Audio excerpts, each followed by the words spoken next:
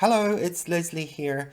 Today I wanted to tell you to stop watching top 10 Netflix series and videos and movies because the main reason I think people, you know, apart from effort, the main reason people whinge about not learning languages is because of the time involved, time management. So um, they'll say, I don't have enough time for one language, let alone two, three, or four others.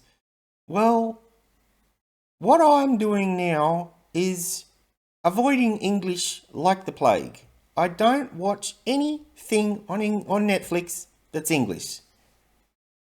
The last series I watched in English was The Man in the High Castle, and the only reason I found out about that was because I typed Japanese into Amazon Prime or wherever it is. And it turns out there wasn't much Japanese in it. And I thought, and it intrigued me a bit. So I watched it. One series in years, right?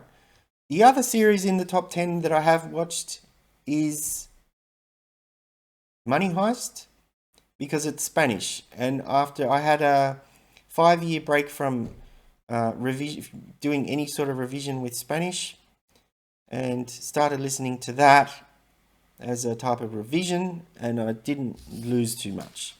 So that's all good. So what I'm doing now is just avoiding English everywhere like the plague. So I have set all my computers to other languages. I've set my phone to another language. I set everything, my watch, whatever it might be, goes to another language, including the menus on things like the Netflix interface I put in Italian. And all these, Mozilla Firefox has an option for language. I've set that to something else, and YouTube has an option for something else, and I've set it. And now, when I type in something in Google, half the time I get the answer in Russian, and yet I'm not in Russia, and I get the Russian. I don't know how that works. But if you set enough things to, a foreign language, eventually it will be like it's a foreign computer, because when I'm talking about computers a bit separately here, but the same applies to Netflix and everything else. Well, not quite so. The Netflix thing is more of a time management thing. I don't have time for English anymore, and I just put the only thing in my favorites list are foreign shows. That's it. That's all I watch. I watch my stuff after dinner, and usually it's 1 or 2 hours at the most. Excuse me. And it's always something foreign. And enough series are coming out either on Netflix or SBS or other places or YouTube even, that I just have foreign content now. And I pretty much have foreign content in the languages that I want to learn every day, and I'm not running out and I'm not getting bored, which is really the aim. Now, what I want to say is, with your computer, you could go to, say, Russia and buy a computer, and the only difference would be that the language would be in Russian and the keyboard would be in Russian. There's nothing Russian itself about the motherboard or anything else. It's just the thing, the software. So what I'm saying to you is that you can take your English computer, you can buy a foreign keyboard for it, which is what I've done. I will show you my keyboard. Whoa. No, I won't.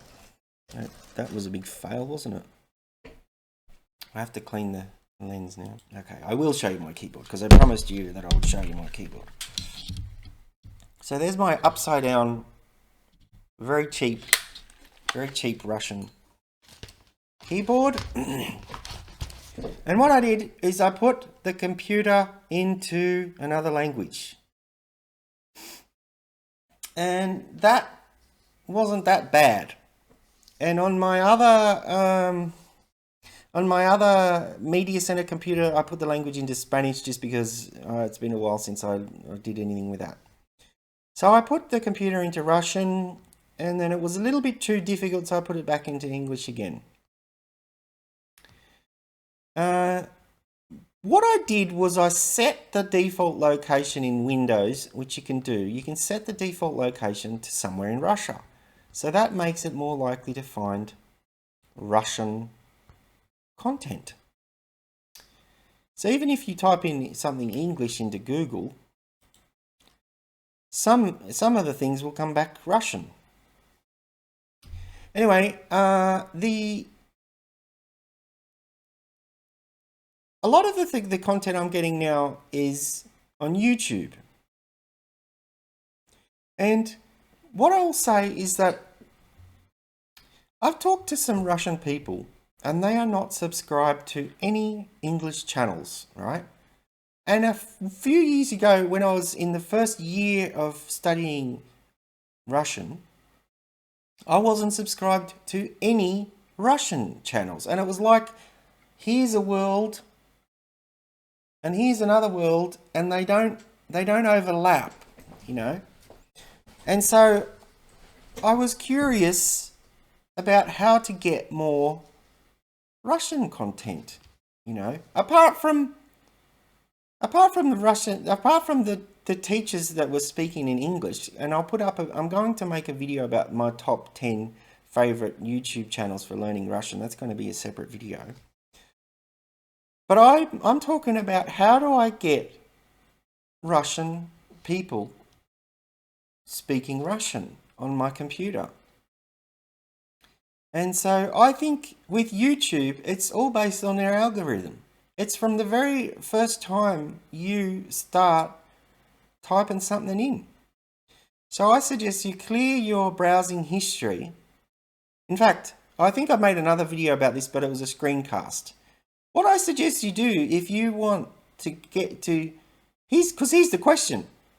If you're learning a language, do you want more English and less Russian? Or do you want less English and more Russian? Right? That's what it's all about. You're trying to increase the level of the Russian that's coming into your brain, right? So what I suggest you actually do, what I did was I started another, in the very beginning, I started another separate YouTube account and only subscribed to the channels that were to do with language learning. And that's what I did. And so I didn't get distracted with, you know, I've made the world's most powerful hammer videos and videos like that. You know, we've all seen them. We get distracted, right? So my aim was to get a Russian feed, if you like. And that's easier said than done if you've already got your account and you've been watching YouTube for the last 10 years.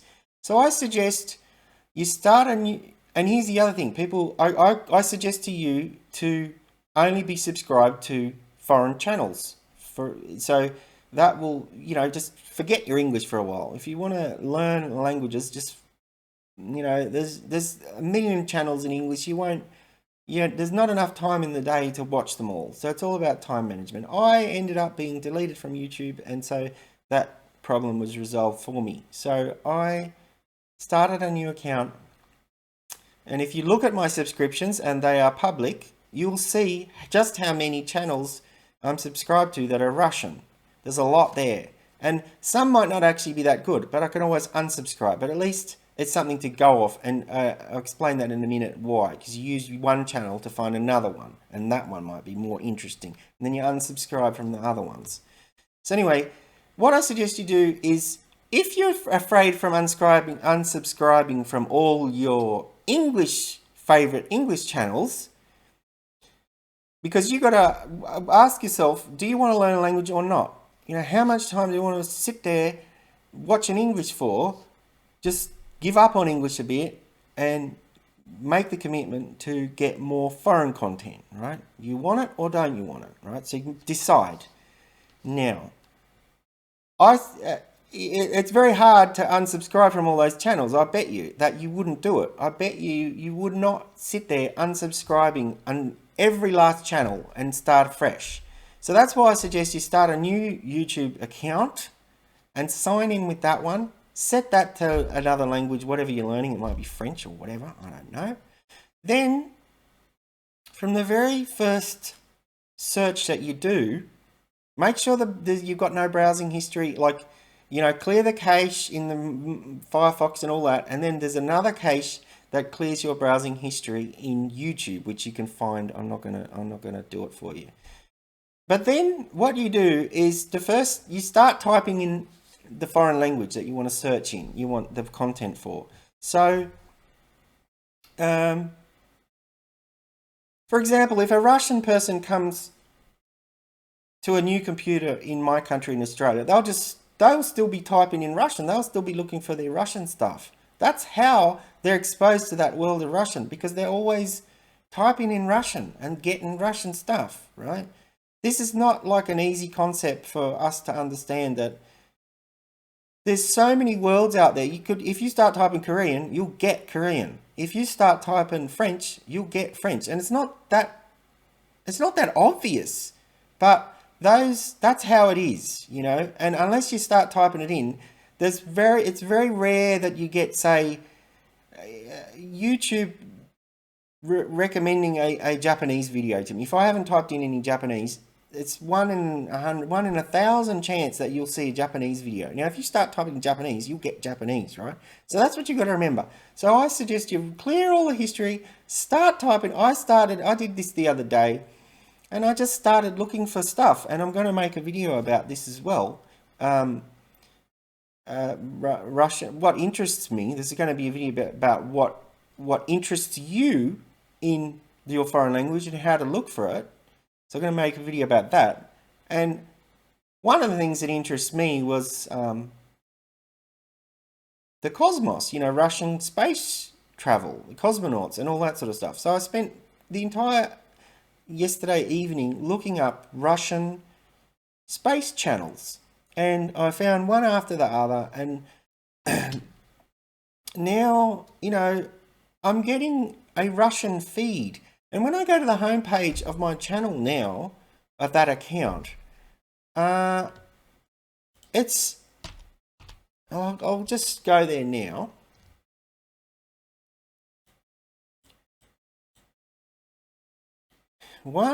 On the top 8 videos, 1, 2, 3, 4, 5, 6. That's 3/4. 6 are Russian out of 8. Now that happens because I am weak, and sometimes I watch the lock-picking lawyers videos. I don't know why.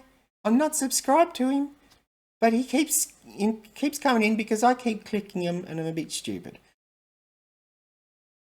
And usually there's one other video that is some other useless video. I don't know. But that's not bad. I'm getting 6 out of 8 videos on my homepage that are Russian, you know. So that's not bad. I'm going to, probably clear my history again and just start only typing in Russian or something like that. But anyway, so I have to go because I'm running out of time. I suppose the point of this video is I encourage you to search in the language that you're learning, because then you'll be exposed to even more of it, rather than being exposed to less and just going back to... See, what might happen is you might do a course at university or something, a short course at college, and you'll do a language course. And I was going to do this. I was going to go to Sydney and do a short course and pay thousands of dollars and do a few short courses on Russian and get proper training from a Russian teacher. But then I moved to the country and that didn't happen. And so I had to do everything online because I'm in a rural area. But then what would have happened is, after the course, I wouldn't have had any input, and then I might have floundered around. So I think it's very important to go from the stage where you have a structured learning, if you're doing it that way, to then progress, and then that's the fun part, is to get access to this culture that you're interested in. And so my advice to you is to, start early and start looking for these channels early in your preferred language, and then you might find certain channels. I started doing it with Russian cooking channels because that's how I learned in Spain. I learned Spanish virtually through Carlos Arguiñano, and he's quite famous in Spain. Well, he's very famous. He's well known. Everyone knows Carlos Arguiñano. So I started with his videos on TV because that's what I had. This was really when YouTube was first starting and no one had a YouTube channel. So the only thing was television. And so I thought, I'm going to do the same thing again with Russian. I'm going to look up cooking shows, and I found a few. And I think I even made a video about, the best cooking shows. I think Domashnie Sovieti is one, Home Advice or something. That's a cool channel. But I stopped after I stopped looking for cooking shows because I thought, well, I found my cooking show now. So I'm subscribed to a few news channels many news channels because I'm more advanced now. But even I'm starting to see there's a big world out there of Russian YouTube channels, and then I typed in the top 100 channels in Russian that have subscribers, and it's surprisingly not RT and Channel 1 Russia and all these ones you might be expecting. It's actual bloggers have 20 million subscribers or something. So anyway, one of the things I was interested in was space travel.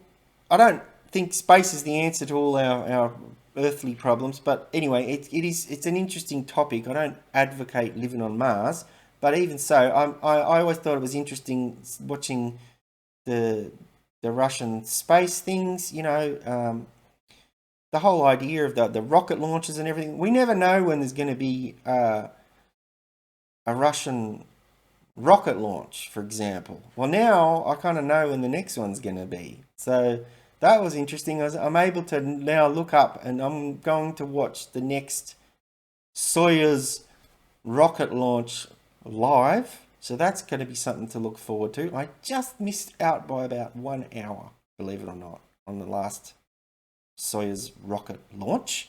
That would have been fun. Anyway, so what I'm trying to say is, unless you're learning English, avoid English. You won't forget your English. Just look for foreign stuff, but not in English. Look for it in. Don't type in French cooking or Italian cooking. Type in Cucina Italiana or whatever it is. Just type it in foreign, and then you'll get far more. For example, I'm going to also make a video about Russian acronyms, and I found another Russian channel, but that video is about half an hour, so I'm going to do a short 5-minute one on Russian acronyms soon too. That will probably be my next video, Russian acronyms. I didn't know this, but Gulag is an acronym. So there you go. So maybe you can look forward to that. But that's all I have time for today. So yeah, just to be a summary, just avoid English.